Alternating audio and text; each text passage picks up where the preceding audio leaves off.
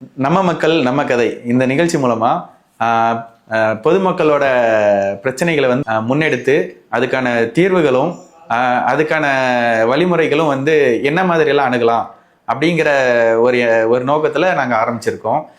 இதில் யார் யார் கலந்துருக்காங்கன்னு பார்த்தீங்கன்னா, அத்திப்பட்டி கிராம மக்கள் வந்திருக்காங்க, விவசாயிங்க வந்திருக்காங்க, அது இல்லாமல் சட்ட ஆலோசகர் சேதுபதி மாரியப்பன் வந்திருக்காரு. இன்னைக்கு அவங்க கிட்ட நம்ம பேசலாம். வணக்கங்கய்யா. நீங்க தான் அந்த அத்திப்பட்டி கிராமத்துல வாழ்ந்திருக்கீங்க. இன்னைக்கு அந்த கிராமம் எப்படி இருக்கு? இதுக்கு முன்னாடி நீங்க எத்தனை தலைமுறையா இருந்தீங்க? அப்ப அந்த கிராமம் எப்படி இருந்தது? அதை கொஞ்சம் சொல்லுங்கய்யா. அந்த அத்திப்பட்டி கிராமம் கிட்டத்தட்ட 2-3 தலைமுறையாக அங்கே முன்னோர்கள் வாழ்ந்து வந்து இருக்கிறாங்க. அந்த கிராமமானது 2 மலைகளுக்கு இடையில் அமைந்த கிராமம். அந்த கிராமங்கள் இருக்கிற யாருக்குமே பெரும்பாலாக யாருக்கும் தெரியாது. வெளி உலகம் தெரிவது பக்கமாக இருக்காங்க, அதுக்கு கண்ணில் யாரும் படாது. அந்த நிலத்தில் அந்த பகுதியில் நாங்களும் வாழ்ந்துட்டு இருந்தோம்.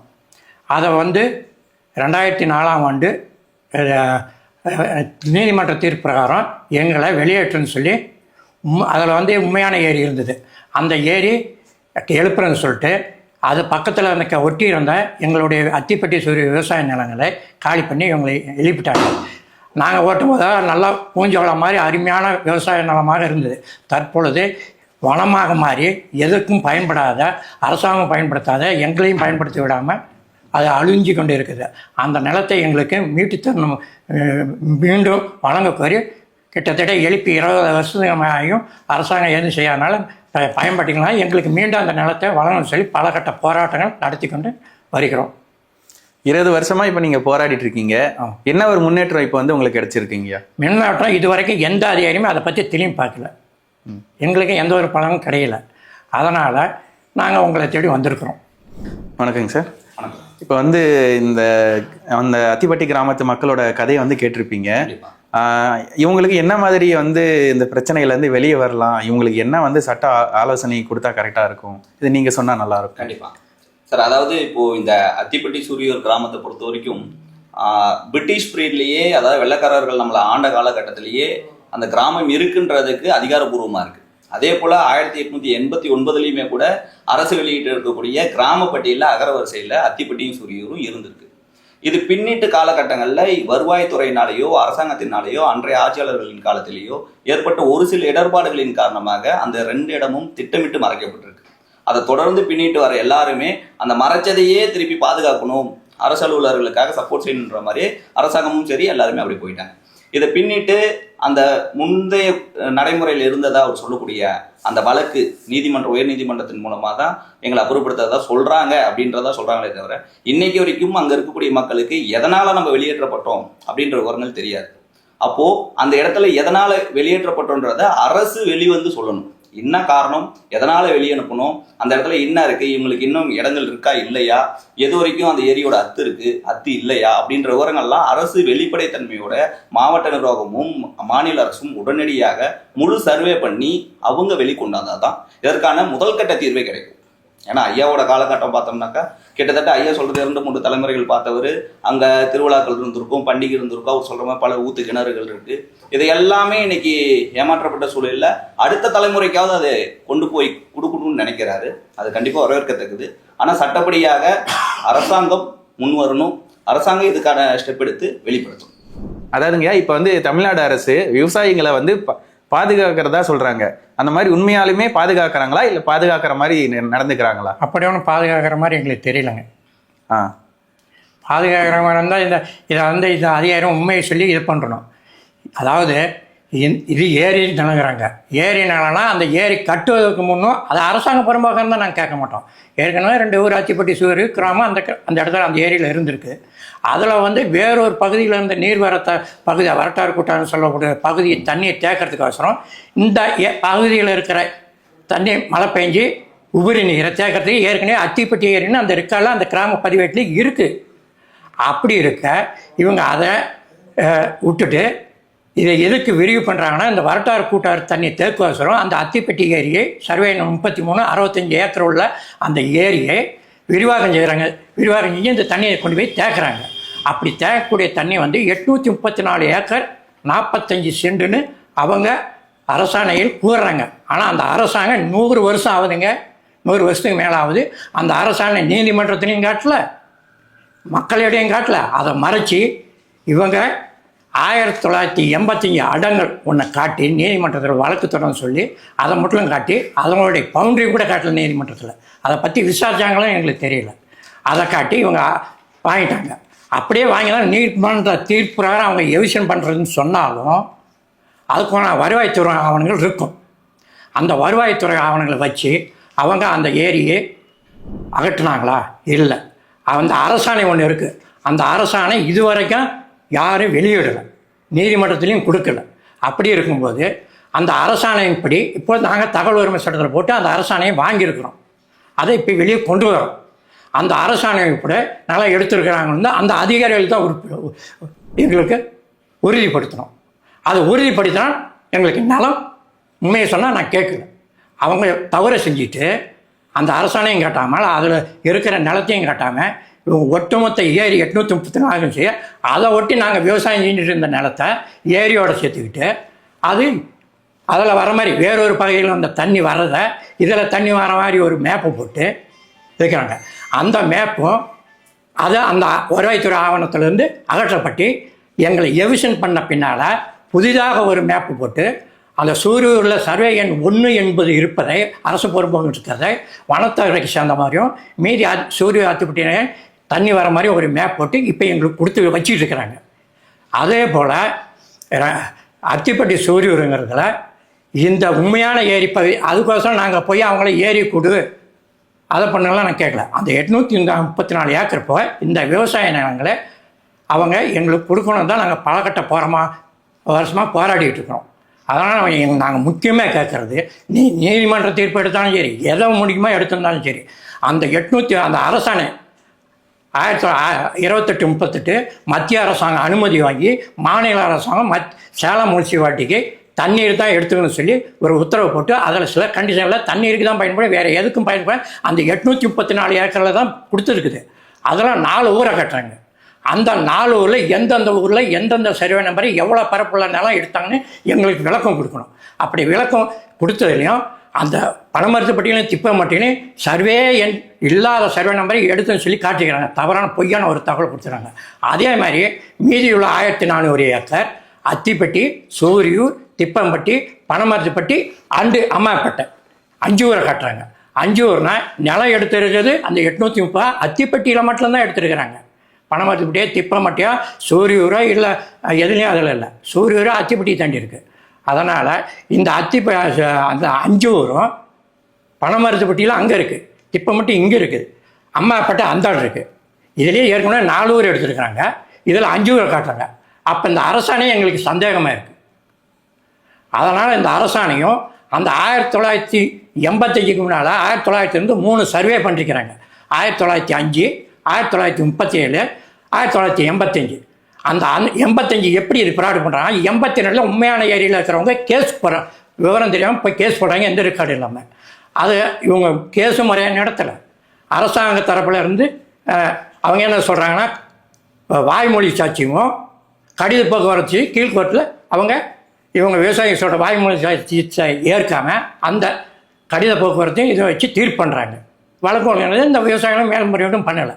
அதனால் அந்த வழக்கை அப்படின்றது அதை வச்சுக்கிட்டு ஆர்டர் வாங்கி 1997 அப்பொழுது மேயர் இந்த சூடாமணி வீரபாண்டி அமைச்சர் திரு வீரபாண்டி அவர்கள் தலைமையில் 834 ஏக்கர் எடுத்து கம்பேடி போட்டாங்க. மீதி கிழக்கு இருக்கிற பக்கம் நாங்கள் ஏமாற்றிட்டோம். அப்படி ஏமாற்றிட்டு இருந்த சமயத்தில் மீண்டும் அந்த 2-3 வருஷம் கழிச்சு அந்த 834 ஏக்கரில் ஓட்டின விவசாயிகள் மீண்டும் அது தண்ணியினால் போய் ஆக்கிரமிப்பு பண்ணுறாங்க.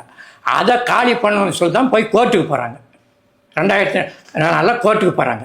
கோர்ட்டுக்கு போய் அதை காலி பண்ணுறேன்னு சொல்லி இதையும் எங்களையும் சேர்த்து போலியான டாக்குமெண்ட்ஸை வச்சு எங்களை காலி பண்ணுறாங்க.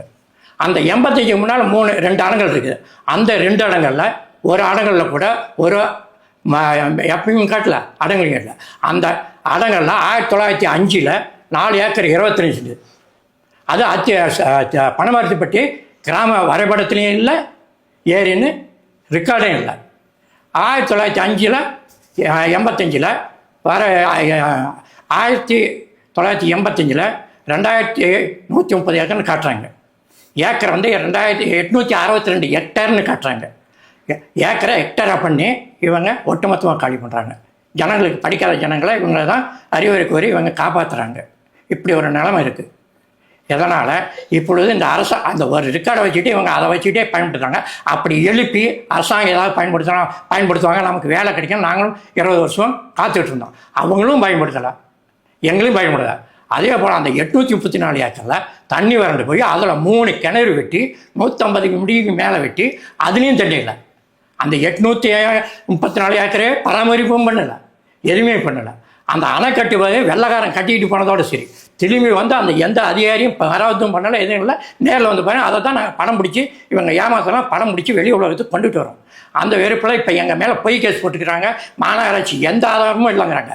இதுக்கு தீர்வு காணது தாசில்தார், கலெக்டர் 2 பேர் தான். அவங்க வந்து முயற்சி பண்ணி உண்மையை ஆராய்ந்து அந்த பாதிக்கப்பட்ட ஜனம் அவங்க ஏரி எடுத்துக்கிட்டோம். நீர்வரத்து வந்து எல்லா ஊர்லேயும் இருந்து நீர்வரத்து மாதிரி ஓட வர மாதிரி அவங்க எடுத்துக்கிட்டோம். அதே மாதிரி எங்கள் விவசாயிப்பாங்க புறம்போக்கு கேட்கல. ஏற்கனவே நிலம் இருந்துக்கு அச்சுப்பட்டி இருக்குது, ரெக்கார்டு இருக்குது, ஆதாரங்கள் இருக்குது, எல்லாம் இருக்குது. அதை பயன்படுத்தி எங்களுக்கு ஏறி போக மீதி நிலத்தை எங்கள் விவசாயிகள் கொடுக்கணுங்கிறது தான் எங்களுடைய தாழ்மையான வேண்டுகோள். இப்போ வந்து போலி ஜியோ காட்டி மக்களோட நிலத்தை வந்து வாங்கிட்டாங்க. இப்போ அதை வந்து எப்படி வந்து அவங்ககிட்ட இருந்து வாங்கலாம் அப்படிங்கிறது சட்ட ஆலோசகர் அவர்கிட்ட பேசலாம். கண்டிப்பாக சார். இப்போ ஐயா சொன்னபடி 1900 ஒரு ஜிஓ ஒன்று பாஸ் பண்றாங்க. 1920 ஒரு ஜிஓ பாஸ் பண்றாங்க. அந்த ஜிஓ படி ஒரு குறிப்பிட்ட நிலங்களையும், அதுவும் சொல்ல போனாக்கா அந்த இடங்கள்ல நீர் எடுத்துக்கொள்வதற்கான உரிமைகளை மட்டும்தான் எடுத்துக்கணும் அரசாங்கம், அதாவது சேலம் மாநகராட்சி அப்படின்றத தெள்ள தெளிவாக சொல்றாங்க. அந்த அடிப்படையில் பார்க்கும்போது கூட இவர்களுக்கான அந்த வாழ்விடமோ வசிப்பிடமோ இருப்பிடமோ கண்டிப்பாக தாராளமாக கொடுக்கக்கூடிய வாய்ப்புகள் இருக்கு. ஏன்னா அந்த ஜிஓவை முழுமையாக இன்னும் வரைக்கும் அமுல்படுத்தலை. சேலம் கார்பரேஷனாகவும் இருக்கலாம், மாவட்ட நிர்வாகமாகவும் இருக்கலாம், மாநில அரசுமே கூட சொந்த ஊர்லேயே தான் ஒரு அகதிகளை போல இடம் இல்லாமல், வாழ குடியில்லாமல், தனக்கான ஒரு வாழ்விடத்தை தன்னுடைய உற்றார் உறவினர்கள் இருந்த பாரம்பரியமான ஒரு இடத்த விட்டுட்டு தவிச்சு போய் வாழ்ந்துட்டு இருக்கக்கூடிய ஒரு சூழல்ல தான் ஐயா இப்போ பேசக்கூடிய அந்த ஆதங்கத்தில் தெரியுது. உண்மையிலேயுமே இந்த ஜிஓவை சரியான முறையில் அமுல்படுத்துறதுக்கான முயற்சிகள் எடுத்தா நிச்சயமா மாவட்ட நிர்வாகமும் கார்பரேஷன் நிர்வாகமும் உடனடியே வெளிப்படையான ஒரு தன்மையை இந்த விஷயத்துல காட்டினா மட்டும்தான் இதற்கான தீர்வு கிடைக்குங்க. ஒரு இப்போ வந்து தவறான பதிவு பண்ணனால ஒரு 600 குடும்பம் வந்து வெளியே போயிருக்கு. இதை நீங்க எப்படி பாக்குறீங்க? வணக்கங்க, நான் அத்திப்பட்டி சூரூர் பகுதி விவசாயி சின்னசாமி பேசுகிறேன். அதாவதுங்க, இப்போ நீங்க கேட்ட கேள்வியிலேயே இந்த பனமரத்துப்பட்டி ஏரி அப்படிங்கிறத ஒரு பொய்யான தகவல். அதாவது அதில் இருந்தே மக்களை ஏமாத்திட்டாங்க கவர்மெண்ட் அதிகாரிங்க. அந்த ஏரிக்கு பேரே அதாவது வந்துங்க கோயந்தாவடி ஏரி, பனமரத்துப்பட்டி ஏரி அல்ல, அதுக்கு பேர் கோயந்தாவடி ஏரி. இந்த ஏரியில இருந்து நாங்க இருக்கிறது ஒரு 7-8 கிலோமீட்டருக்கு அந்த பக்கம். இந்த ஏரியிலிருந்து நாங்கள் கிழக்கு பகுதியில் 7-8 கிலோமீட்டருக்கு மேல நாங்க வாழ்ந்தோம். இந்த பகுதியில சருகுமலையில இருந்து வர்ற தண்ணிய அங்க தேக்கிறதுக்கு அத்திப்பட்டி ஏரின்னு ஒரு ஏரி இருக்கு. இது நிறைய பேருக்கு அதாவது வெளியே அதிகாரிகளுக்கு தெரியாது. இந்த ஏரி இங்க இருக்கு, மேலே ஒரு ஏரி இருக்கு, அத்திப்பட்டி ஏரியா ஒரு ஏரி இருக்கு. அந்த ஏரியை வந்து அதாவது கணக்குல எடுத்துக்காம காட்டாம ஒரு ஏரிங்கிறது ஒரு குறிப்பிட்ட தூரம், அதாவது ஒரு ஏரிங்கிறது அமையிறது வந்து ஒரு 1/2 கிலோமீட்டருக்கு ஒரு ஏரி, 2 கிலோமீட்டருக்கு ஒரு ஏரிலாம் இருக்காது. ஒரு 10 கிலோமீட்டர் 8 கிலோமீட்டர் தூரத்தில் தான் ஏரி அமையும். அந்த மாதிரி அத்திப்பட்டியா ஏரி இருக்கு. இதெல்லாம் மறைச்சிட்டாங்க. அதனால இதுல உண்மையான தகவல் வந்து நாங்க எல்லா அதிகாரிகிட்டையும் போய் முறையிட்டோம். ஆனா எந்த அதிகாரியும் இதுக்கு தடை சாய்க்கல. நாங்க பலகட்ட போராட்டங்கள் இறங்கணும், விவசாய சங்கத்தின் மூலியமா பலகட்ட போராட்டங்கள் பண்ணோம். இதுல எங்களை அடக்குமுறை தான் கொண்டு வந்தாங்க. சரி, இப்படியெல்லாம் விவசாயிங்க இப்படி பண்ணிட்டு இருக்காங்க, இதுக்கு ஏதாவது நம்ம வந்து ஏதாவது பண்ணலாம் அப்படின்னு வந்து எந்த அதிகாரியும் முன் பண்ணல. இப்ப தற்காலிகமாக நம்ம 17/7/2025 அன்னைக்கு ஆடி 1 எங்களுக்கு உள்ள தெய்வங்கள் நிறைய, சாமி மாரியம்மன், காளியம்மன், இந்த மாதிரியான தெய்வ வழிபாடு பண்றதுக்காக எல்லாம் வழக்கம் வருஷம் வருஷம் போவோம். அப்படி போகக்குள்ள இதை சில செடி கொடிகளை வெட்டிக்கிறாங்க. வெட்டணும்னு நாங்களும் சொல்ல, போறதுக்கு வழியே இல்லை, உள்ள போறதுக்கு வழியே இல்லை. நானும் போனேன், உள்ள போறதுக்கு கொஞ்சம் கூட இடமே இல்லை. அப்ப என்ன பண்றீங்கன்னா கொஞ்சம் கொஞ்சம் நல்லா ஒதுக்கி வெட்டி விட்டு அப்படி விட்டு உள்ள போறான். கத்தியோட தான் போறான், வெட்டிட்டு தான் போறான். விட்டு போனால் தான் உள்ள போக முடியும். இந்த நிலையை வச்சு என்ன பண்ணுறாங்க, மாநகராட்சிங்க அதிகாரிங்க எங்கள் மேலே வழக்கு போட்டிருக்காங்க. எங்களை கூப்பிட்டு பனமரத்துப்பட்டி ஸ்டேஷனில் ஐயா சப் இன்ஸ்பெக்டர் பாலாஜி அவர்கள் விசாரணை செஞ்சார்.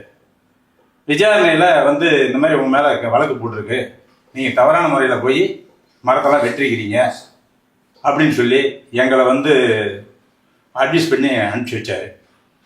இதெல்லாம் எங்களால் தாங்க முடியாத ஒரு மன வேதனை.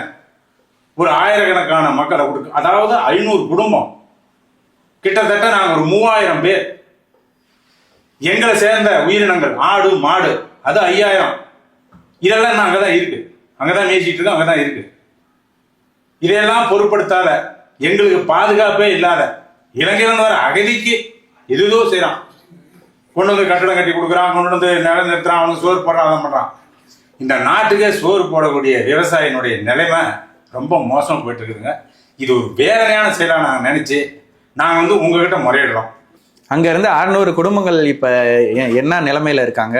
அவங்க காலி பண்ணும்போது என்ன மாதிரி காலி பண்ணாங்க சார்? அன்னைக்கு காலி பண்ணக்குள்ள நம்ம மாநகராட்சியினுடைய அனைத்து வாகனங்களும், போலீஸ் வாகனத்துல இருந்து அதிகாரி வாகனங்கள் முதற்கொண்டு, மாநகராட்சியினுடைய குப்பை வண்டி முதற்கொண்டு ஆயிரக்கணக்கான வாகனங்கள் கொண்டு வந்து நிறுத்தி, ஐயா பொன்மாணிக்கவேல் போலீஸ் அதிகாரி, உயர் அதிகாரியான அவரால் தான் எங்களை வெளியாட்டினாங்க. அவர் வந்து என்கிட்ட ஒரு பொய்யான தகவல் சொன்னாருங்க. என்ன சொன்னாருன்னா, அதாவது அன்னைக்கு இருந்த கலெக்டர் பேர் எனக்கு சரியா தெரியலைங்க, ஆனா அந்த கலெக்டர் சிஓல கையெழுத்து போட்டவர் காமராஜனோட துணை கலெக்டர் கையெழுத்து போட்டிருக்காரு. அவர் தலைமையில தான் வந்து காலி பண்ணாங்க. ஏன் ஒரிஜினல் கலெக்டர் வரல, பின்னாடி தொடர்புல போக்குள்ள அந்த கலெக்டர் ஒரிஜினல் அந்த கலெக்டர் என்ன பண்ணிட்டாரு, இந்த மாதிரி இருக்கலாம் நான் உடன்பட மாட்டேன், நான் 10 நாள் மெடிசன் லீவ் போட்டு கொண்டு போயிட்டாரு. நல்ல மனுஷன். இவங்க இதெல்லாம் பண்ணிட்டு பொன்மணிகள் எங்களை எப்படி என்ன பண்றாருன்னா, இந்த இடத்துல விவரமா நான் கொஞ்சம் பேசுற 10 பேர் இருக்கிறோம்னா அவங்களை கூப்பிட்டு, ஐயா உங்க பிரச்சனை சொல்லுங்கன்னு கேட்கறாரு. ஐயா நாங்கள் இந்த இடத்துக்கு போக முடியாதுங்க, இதான் எங்களுடைய வாழ்வாதாரம் அப்படின்னு பேசக்குள்ள, சரி இது வந்து எங்களுக்கு இந்த இடம் எங்களுக்கு தேவைப்படுது, இதை நாங்கள் எடுத்துருவோம், இதை நாங்கள் விடமாட்டோம், நீ பேசுறது வேஸ்ட், உனக்கு மாற்று விவசாய இடம் கொடுத்தா ஒத்துக்கிறியா? எப்படி சார் முடியும்? அப்படி அது சாத்தியமா? இருக்கியா? நான் தரேன், உனக்கே அந்த கவலை, நீ இடத்த போய் பார்த்துட்டு வர, இப்ப போறியா? வண்டி வண்டி வேணாம், நான் வண்டியை உடனே அனுப்புறேன் அப்படின்னு சொல்றாரு. சார் ஒரு 10 நிமிஷம் கழிச்சு நாங்கள் சொல்றோம் அப்படின்னு சொல்லி நாங்களாம் ஒரு ஆலோசனை பண்ணி, ஏன்னா இப்படி ஒரு வார்த்தையை சொல்றாரு, இந்த இடம் எனக்கு வேணும், இதை நான் விடமாட்டேன், எடுத்துருவேன், உனக்கு வேற இடம் தரேன்னு சொல்றாரு. அதுவும் கவர்மெண்ட் வந்து 1 ஏக்கரா தான் ஒதுக்குவாங்க, ஆனா நான் உனக்கு 1.5 ஏக்கரா வாங்கி தரேன் இப்படின்னு ஒரு அதிகாரி, இவ்வளவு பெரிய ஒரு அதிகாரி, தமிழ்நாட்டிலே பேர் போன ஒரு அதிகாரி சொல்றாங்க. இதுவுமா பொய்யா இருக்கும் அப்படின்னு சொல்லி, சரிங்க நாங்களாம் பார்க்கறோம் அப்படின்னு சொல்லி எங்களுக்கு 5 வண்டி போலீஸ் வண்டி, 5 வண்டி பெரிய வண்டி, ஒரு வண்டிக்கு 50 பேர் எங்கெல்லாம் ஏற்றி என்ன பண்ணிட்டாரு, நம்ம வெள்ளைக்காட்டு பக்கத்தில் பறவைக்காடுன்னு சொல்லி ஒரு 1000 ஏக்கரா கிடக்கு, அங்கே அனுப்பிச்சு விட்டாங்க. நாங்கள் போய் அங்கே பார்த்தோம், அருமையான செம்மண் பூமி. நாங்களாம் அவரை கையெடுத்து அங்கே கும்பிட்டேன். இப்படிப்பட்ட இடத்துல நமக்கு ஐயா ஒரு 1.5 ஏக்கரா கொடுக்குறாருங்கன்னா இதோட ஒரு பெரிய சமாச்சாரம் எதுவுமே கிடையாதுரா. டேய் நம்ம போய் உடனடியாக நம்ம அவர்கிட்ட சரின்னு சொல்லிட்டு நம்மளாம் இங்கே என்ன பண்ணலாம், ஏது பண்ணலாம், என்ன அவர் நம்ம பேசலாம் அப்படிங்கிற ஒரு ஆதங்கத்தில் நாங்கள் எல்லாம் என்ன பண்ணுறோம், அங்கே இருந்தோம். உடனே அங்கேருந்து என்ன பண்ணுறாங்க, எங்களுக்கு அங்கேருந்து ஆளு மூலியமாக தகவல் கொடுக்குறாங்க. அன்றைக்கெல்லாம் அந்த ஃபோன் வசதி இல்லை. என்ன சொல்கிறாங்கன்னா, நீங்கள் அந்த இடம் உங்களுக்கு பிடிச்சிருந்தா உடனடியாக நீங்கள் வந்து அங்கே கொட்டாய் போகிறதுக்கு ஏற்பாடு பண்ணீங்க, இங்கே இருக்கிற பொருளை அப்படியே எடுத்துகிட்டு போவீங்க. இந்த நாங்கள் எதாவது சாப்பாடு செய்யறதை பற்றி வச்சிருக்கிற டீ சாணை இதெல்லாம் வச்சிருப்போம்ல, இதெல்லாம் நீங்கள் எடுத்துட்டு வாங்க, அப்புறப்படுத்திக்கிங்க. உடனடியே நீங்கள் கொட்டாய் போடுறதுக்கு இடம் பிடிச்சுன்னா நீங்கள் ஒரு பக்கமாக ஓரமாக கொட்டாய் போட்டுங்க, காடாக இருந்தாலும் பேசிக்கலாம் அப்படின்னு சொல்கிறாரு. நாங்களும் அவர் பேச்சை நம்பி உடனடியாக போய் மூங்கல் தட்டு அதெல்லாம் வாங்கிட்டு போய் கொட்டாய் போட ஆரம்பிக்கிறோம். கொட்டாய் போடக்குள்ள வெள்ளை கரெக்டு அதிகாரிங்க, அவங்களுக்கு தமிழே பேச தெரியல. அவர் வந்து இங்கே எதுக்காக வந்தீங்க, யாரு என்னங்க கொட்டாய் போடுறீங்க என்னன்னு விசாரிக்கிறாரு. அப்போ எங்களுக்கு ஐயா இந்த மாதிரி கவர்மெண்ட் எங்களுக்கு இடம் கொடுக்குறாங்க அப்படின்னு சொல்கிறோம். அப்போ அவர் சொல்கிறாரு, இது எங்களுக்கு வந்து 2050 வரைக்கும் நான் டெண்டர் எடுத்து வச்சிருக்கேன், இந்த இடத்துல கவர்மெண்ட்டே வந்து நின்னாலும் கவர்மெண்ட் வண்டியே வந்து நிற்கக்கூடாது, வெளிப்பயான்னு எங்களை அவர் அடிக்காத குடிமை எங்களை வெளியே முடுக்கிறாரு. உடனடியே இதை நாங்கள் உங்களுக்கு தகவல் தரோம், உடனே நீங்கள்லாம் வந்து கருப்பூர் முன்சிபல் ஆஃபீஸுக்கு வாங்க அப்படின்னு சொல்லி, நம்ம மெயின் ரோட்டில் வந்து கருப்பூர் கொஞ்சம் உள்ள முன்சிபல் ஆஃபீஸுக்கு போகிறோம். முன்சிபல் என்ன சொல்கிறாரு, ஐயா நீங்களாம் எங்கேருந்து வரீங்க, இந்த ஏரியாவிலேருந்து வரோம். முன்னே ஐயா ஃபோன் பண்ணி சொன்னார், நீங்கள்லாம் என்ன பண்ணுறீங்கன்னா, நாங்கள் ஒரு 200 பேர் இருக்கிறோம். என்ன சொல்கிறாரு, நீங்க எல்லாம் போய்தா, இங்கெல்லாம் இடம் இல்லை, இப்படி எல்லாம் மரங்க அங்க இருக்கிறத கொஞ்சம் அப்படியே அமர்ந்து உட்காருங்க, அவங்க மட்டும் தகவல் வந்தோம்னு அவங்களை கூப்பிட்றேன் அப்படின்னு சொன்னார். 5 மணி ஆயிடுச்சு. நான் போய் அங்கே உட்காரக்குள்ள மணி 12 மணி. 5 மணி ஆயிடுச்சு. 5 மணி வரைக்கும் எதுவும் சொல்ல. சரி என்ன மட்டும் ஆஃபீஸ் ஆச்சு போடுவாங்களே, எதுவும் போய் ஒரு வார்த்தை கேட்கலாம் அப்படின்னு போய் கேட்டேன். அப்போ என்ன சொன்னாரு, நான் ஆஃபீஸ் இருக்க இங்கே நான் போக மாட்டேன், அங்கேருந்து என்ன தகவல் வருதோ அந்த தகவல் உங்கள்கிட்ட கொடுத்துட்டு தான் போவேன், நீ போய் உட்காருங்கன்ட்டு. மறுபடியும் உட்காரோம். நைட்டு 8 மணி அவராக வந்தார். ஐயா இன்னைக்கு அவரால் வர முடியாதான், டைம் ஆகிடுச்சான், நீ போயிட்டு நாளைக்கு வாங்க அப்படின்னு எங்களை கையெழுத்து கும்பிட்டாரு. நாங்கள் அதுக்கு முன்னாடி பஸ்ஸை பிடிச்சி வீடு இடம் போய் சேர்ந்தோம். அங்கே போய் பார்த்தா பாரு ஊரே இல்லை, ஒரே நாளையில். உங்களுக்கு மாற்று இடம் கொடுத்தாச்சு, அவங்க இடம்லாம் பார்க்க போயிட்டாங்க, கொட்டாய் போட்டுக்கிட்டு இருக்கிறாங்க அப்படின்னு சொன்ன உடனே முடிஞ்ச அளவுக்கு கொஞ்சம் ராங்காக இருக்கிறவன், ஒரு 5 கிலோமீட்டர் 6 கிலோமீட்டருக்கு அந்த பக்கம் இருக்கணும் போகணும் அப்படிங்கிற மட்டும் தான் இருக்கிறான். ஒரு 2 கிலோமீட்டர் 3 கிலோமீட்டர் இருந்துச்சு பாரு, அவங்களாம் என்ன பண்ணாங்கன்னு கேட்டீங்கன்னா, இவங்க இந்த முனிசிபாலிட்டி வண்டி இந்த வண்டி வச்சிருக்காங்க பார்த்தீங்கன்னா, டிராக்டர்லாம் வச்சிருக்காங்கல்ல, இதில் எல்லாம் அள்ளி போட்டு பாருமா, நீ 1 ரூபா காசு தர வேணாம், உன் பொருள் அள்ளி போட்டு உங்கள் வீட்டுக்காரங்க இடம் பார்த்துட்டு இருக்குது. உடனே என் பையன் என் பிள்ளைலாம் என்ன பண்ணுறான், உடனே எல்லாம் டிராக்டரில் ஏற்றுறாங்க. ஏற்றி கொண்டு போய் ரோட்டு, அதாவது இந்த இடத்த விட்டு கொண்டு அந்த அப்புறம் போட்டான், வெளியே போயிட்டாங்க. வெளியே கொண்டு போய் பாரு இந்த இடத்துல வையெல்லாம் இறக்கி வச்சுக்கோ, இன்னும் நேரத்தில் வண்டி நான் மீண்டும் உனக்கு வண்டி அனுப்புகிறேன், இப்போல்லாம் உள்ள மட்டும் வெளியே கொண்டு வந்தால் போதும். இப்படி இந்த மாதிரி இருந்தவங்கள எல்லாத்தையும் வெளியே கொண்டு வந்துட்டாங்க.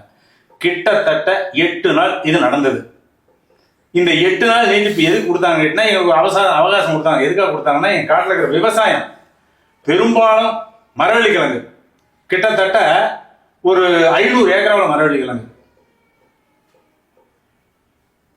சேவகா ஃபேக்டரி மிஷின்காரர்கிட்ட கொண்டு போனா, மில்லுக்காரர்கிட்ட கொண்டு போனா, ஒரு மில்லுக்காரர் ஒரு நாளைக்கு 1 டன் கிழங்கு வாங்கிக்குவாரு, வேறுனா 2 டன் கிழங்கு வாங்கிக்குவாரு. நாங்கள் அவ்வளோ பேரும் ஒரே நாளில் கொண்டு போகிறோம். அவர் என்னங்கிறாரு, 10 ரூபா 3 ரூபாய் கேட்குறாரு. ஒளிஞ்சு போனிச்சு, சும்மா போய் விட்டு வந்தோம். எங்களை அவ்வளோ நிலையில, இந்த மோசமான நிலைமையில எங்களை வெளியே ஏற்றிட்டு, சரி இப்படிலாம் பண்ணிட்டாங்க, சரி கவர்மெண்ட் தான் இடம் வந்து எடுத்து நம்மளை ஏமாத்திட்டாடா போட்டுண்டா அப்படின்னு சொல்லிட்டு போய் அங்கங்கே ஒரு புறம்போக்குலையும் மாமச்சன் இடத்துலையும் நாங்களாம் தஞ்சடைஞ்சோம். எவ்வளோ நாளைக்கு அப்படியே இருப்ப, சரி அப்படி இப்படின்னு பார்த்துட்டு, சரிப்பா நம்ம பொழப்புல ஒன்றும் பண்ண முடியல, இதை பசங்கள்லாம் அந்தந்த வேலைக்கு போட அப்படின்னு சொல்லிட்டு நானே என் பொண்டாட்டியும் என்ன மாதிரி 1000 பேர் என்ன பண்ணுறோம், 2 ஆட்டை மாட்டை வாங்கிட்டு கொண்டு வந்து அதை உள்ள விட்டு அப்படி மேய்ச்சிக்கிட்டு, அப்படி ஒரு பட்டி மாதிரி போட்டுக்கிட்டு அதை மேய்ச்சிக்கிட்டு அப்படி பண்ணிட்டு அப்புறம் சாயந்தரம் வீட்டுக்கு போயிடும். இந்த மாதிரி பொழப்பு இன்னை வரைக்கும் கொண்டு வந்துட்டு இருக்கிறோம். இது எங்களுடைய அவ்வளோ நிலை, விவசாயினுடைய நிலை. விவசாயம் வெளியே சொல்றது வெக்கமா இருக்குது. ஏன்னா ஒரு விவசாயியே இந்த நிலைமையா சொல்றான், அவன் சேத்துல கை வச்சாதான் நான் சோத்துல கை வைக்கணும்னு சொல்றான். ஆனா அது உண்மையா பொய்யா, இன்னொரு 10-20 வருஷத்துக்கு பின்னாடி போயிட்டா என்ன கை வைப்பான்னு தெரியல. அதனால நான் என்ன சொல்றேன், எங்களை விட்டுருங்க, நாங்க வாழ்றோம், நாங்க விவசாயம் மட்டும் பண்றோம். நீங்க ஏற்பாடு பண்றதெல்லாம் எதுக்கு பண்றீங்கிறது எங்களுக்கு அரையும் குறையுமா எங்க பசங்க சொல்றாங்க. இதெல்லாம் இல்லப்பா நீ சொல்ற மாதிரி அவன் கார்பரேட் பண்ணிட்டு இருக்கிறான், நீ என்ன போய் முட்டாக்கணும் ஓட்டும்னு சொல்லிட்டு இருக்கிற, என் பையன் அதை சொல்றான். அதனால இப்படி ஒரு போக்க அதிகாரிங்க கடைபிடிச்சு எங்களை அதாவது எங்க வாழ்வாதாரத்தை இலக்கு செஞ்சுட்டாங்க.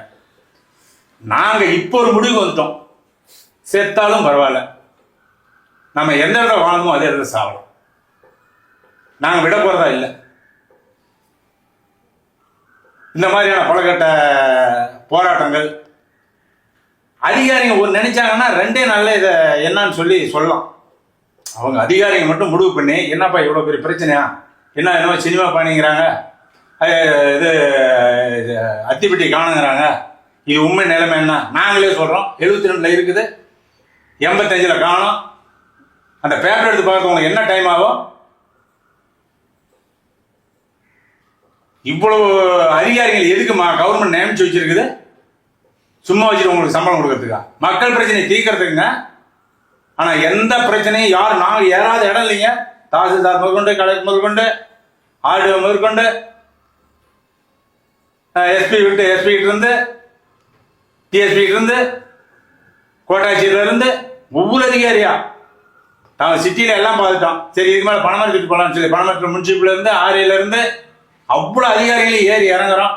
ஒண்ணு எங்களுக்கு ஏதோ வேலை செய்யற மாதிரி தெரிஞ்சா அந்த அதிகாரி மாத்திரம் எங்களுக்கு வேலை செய்யற மாதிரி, சரி என்னப்பா இப்படி அழுகுறான், இவன் பிரச்சனை என்னன்னு பார்க்கலாம்னு நினைச்சா அந்த அடுத்த நம்ம அந்த அதிகாரி அந்த ஆபீஸ்ல இல்ல, வேற ஒருத்தர் இருக்காரு. சார் வணக்கங்க. என்ன சார் உங்க பிரச்சனை, இதுதான் பிரச்சனை அப்படின்னா கொடுக்குறேன். எத்தனை நாள் சார் இந்த மாதிரி புதுமுகங்கள் நான் பார்க்கறது, புதுசாக கொடுத்துட்டு இருக்கிறது. எங்களை வாழ விடுங்க, எங்க இடத்துல கொண்டு போய் விடுங்க. நாங்கள் விவசாயம் பண்றோம், வேற எதுவுமே பண்ணல. 500 கிணறுங்க, ஒரு கிணறு 2 கிணறுல வந்து எண்ணிக்கை 500 கிணறு இருக்கு. கிணறுங்கிறது சாதாரண உருவாகாது. தென்னை மரம் வந்து பாருங்க, இடத்த வந்து பாருங்க. ஒரு 10 நாளைக்கு முன்னாடி மதிப்புமிக்க அம்மா கலெக்டர் அம்மா அவங்க வந்து இடத்த பார்த்தாங்க. அது ஒரு சூழ்நிலை, ஒரு ஏதோ தவறான ஒரு அந்த இடத்த வந்து அவங்க பார்க்கறதுக்கு உள்ள வரக்குள்ள யதார்த்தமா ஒருத்தர் இறந்து போயிருக்கிறாங்க. அந்த ஸ்பாட்ல அந்த பிடாரியம்மன் கோயிலுக்கே, பிடாரியம்மன் கோயில் அருகாமையிலேயே அந்த அம்மா வந்து நின்று, என்னப்பா இந்த ஏரியாவா அந்த மலையா அப்படின்னு சொல்லி அவங்க கை நீட்டிட்டு பேசுறாங்க. நாங்கள் தூரம் வந்து பார்த்துட்டு இருக்கிறோம். அவங்க கை நீட்டி கேட்கறாங்க.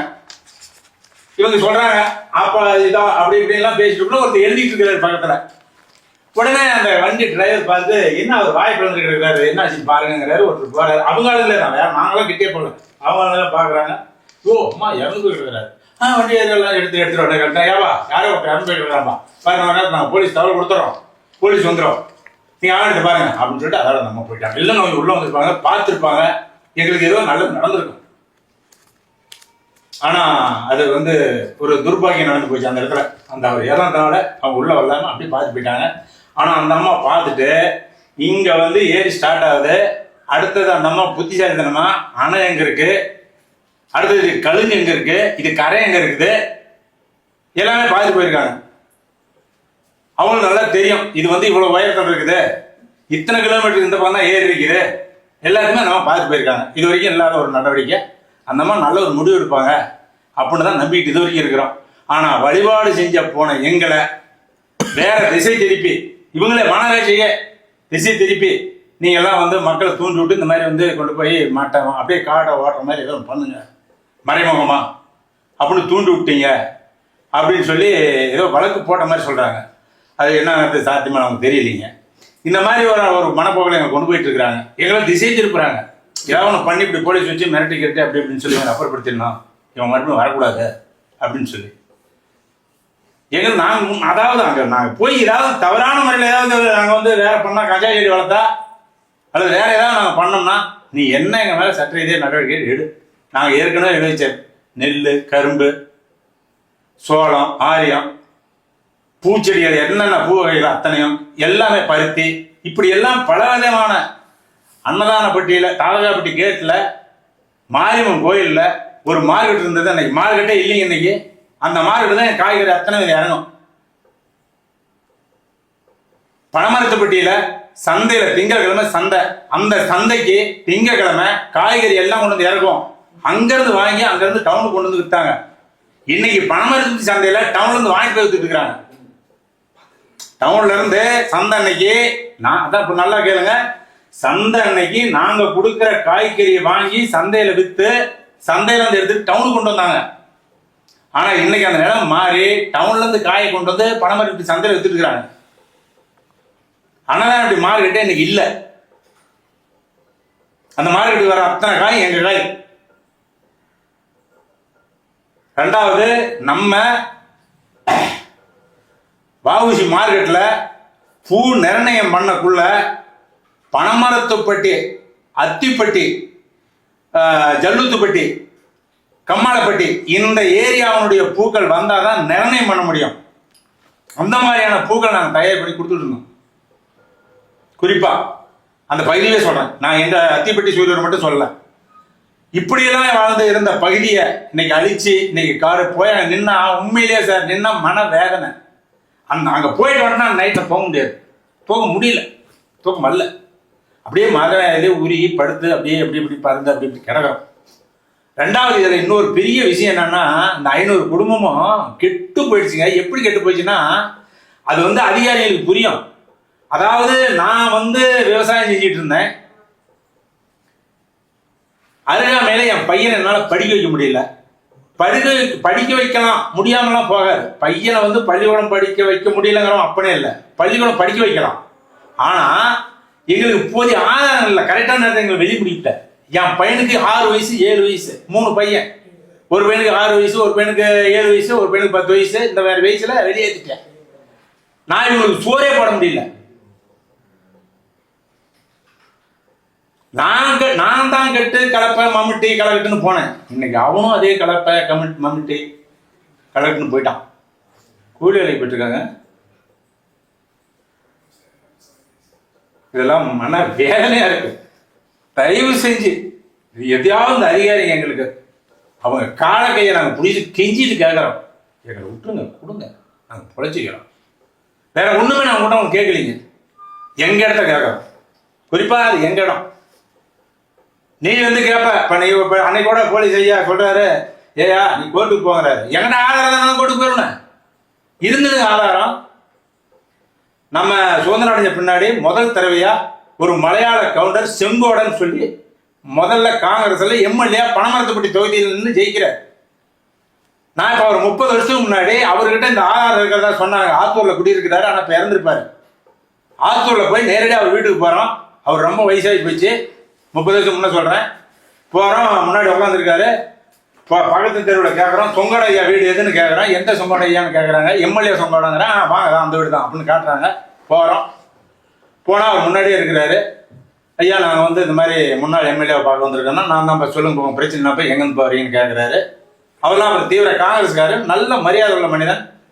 இந்த மாதிரி ஏன் நாங்கள் இந்த மாதிரி பனமரத்துப்பட்டி பகுதியிலேருந்து வரோம், இந்த மாதிரி அத்திப்பட்டி சூரியன்னு ஒரு இடம் இருந்தாமல்ல ஐயா, அங்கெல்லாம் நான் கால் வைக்காத இடமே கிடையாது, அது பிரச்சனை என்ன சொல்லுங்கிறாரு. ஐயா அதுக்கு ஏதாவது ஆதாரம் இருக்கா? இப்போ இந்த மாதிரி அந்த இடம்லாம் இல்லைங்கிறாங்க, அத்திப்பட்டி இல்லை சூரியன் இல்லைங்கிறாங்க, அதுக்கு ஏதாவது ஆதாரம் இருக்கா அப்படின்னு அவர் சொல்றாரு. ஐயா இதுக்கெல்லாம் செம்பு தகட்டில், பிரிட்டிஷ்காரன் செம்பு தகட்டில் பத்திரம் வச்சிருந்தான். இப்போ நம்ம இந்த மாதிரி பேப்பர்லாம் இப்போ அன்னைக்கு அவன் யூஸ் பண்ணல, பெரும்பாலான இதை வந்து செம்பு தகட்டில் வச்சுருக்கான்.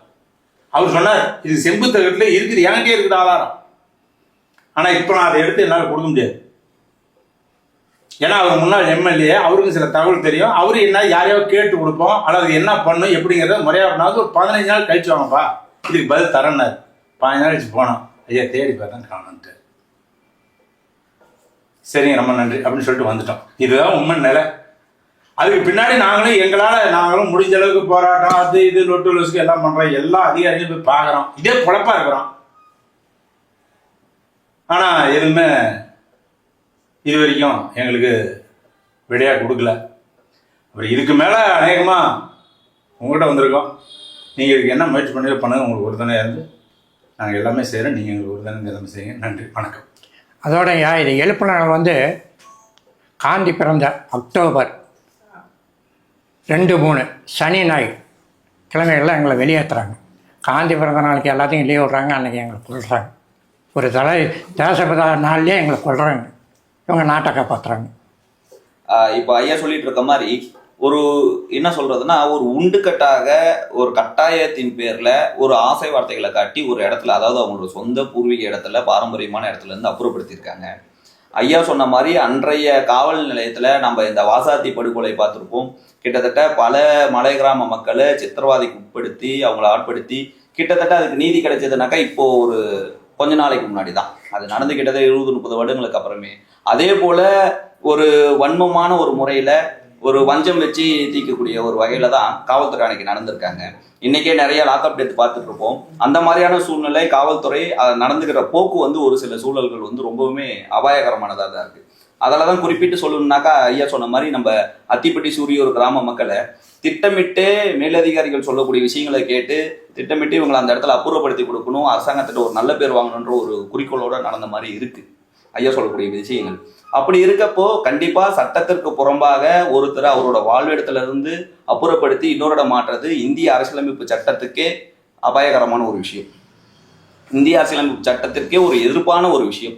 நம்ம அப்போ ஒரு நடைமுறையில ஒரு மனிதனுடைய அடிப்படை உரிமைகளே பறிக்கப்படக்கூடிய ஒரு சூழல். ஏன்னா ஊர்ல இருக்கக்கூடிய முக்கிய நபர்களை, ஆண் நபர்களை ஊரை விட்டு வெளியே அனுப்பி வெளியில ஒரு நல்ல இடம் தரோம், ஒரு நல்ல பசுமையான பூமி இருக்கு, இதை விட அது நல்லா இருக்கும் அப்படின்ற ஒரு விஷயங்கள்லாம் சொல்லிட்டு அதுக்கப்புறமேட்டு அந்த காலக்கெடுவை வந்து அந்த இடத்த அப்புறப்படுத்துறதுக்காக காவல்துறை எடுத்திருக்காங்கன்னு சொல்லி நினைக்கும் போது ரொம்பவுமே சட்டத்துக்கு புறம்பா வேதனையான ஒரு விஷயம்தான்.